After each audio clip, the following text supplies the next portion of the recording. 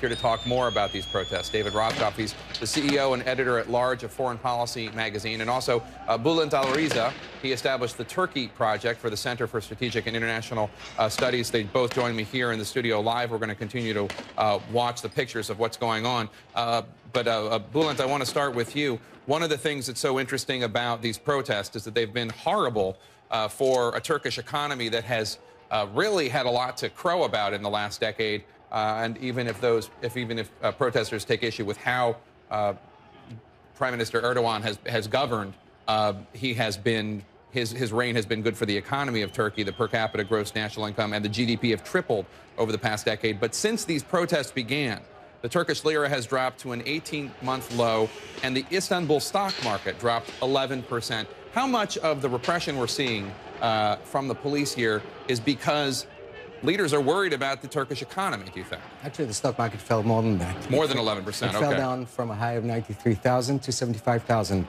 which I think is close to almost 19%.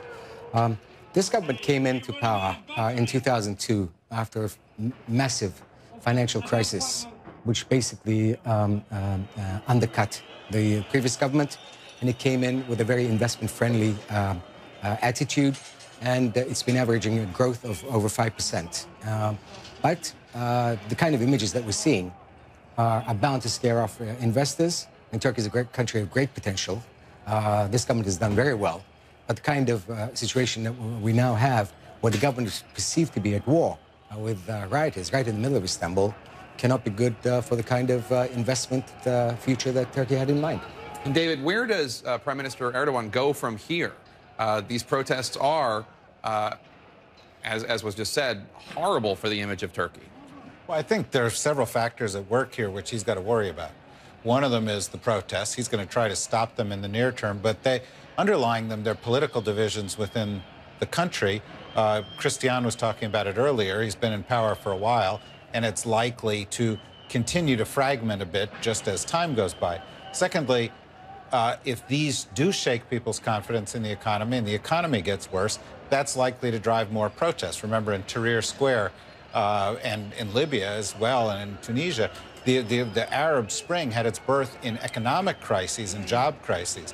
One place in Turkey you see the job crises and the economic crises worst is in southern Turkey, where the spillover from the Syria conflict is pushing refugees into the region, is making the place less safe. There's shelling going on in the region, and that's going to get worse. And right now you look at Syria and you think this crisis could go on for years and years. If it goes on for years, if confidence in the south grows lower, if Erdogan continues to get pressured for his support of the rebels in Syria, you could see a gradual decline, growing pressure on him, and events like the ones we're seeing here more frequent going forward. We're going to take a quick break. We're going to keep you both here to continue to weigh in and explain what exactly we're watching in Istanbul when we come back from our breaking news coverage of violent protests and clashes with police in Istanbul, Turkey.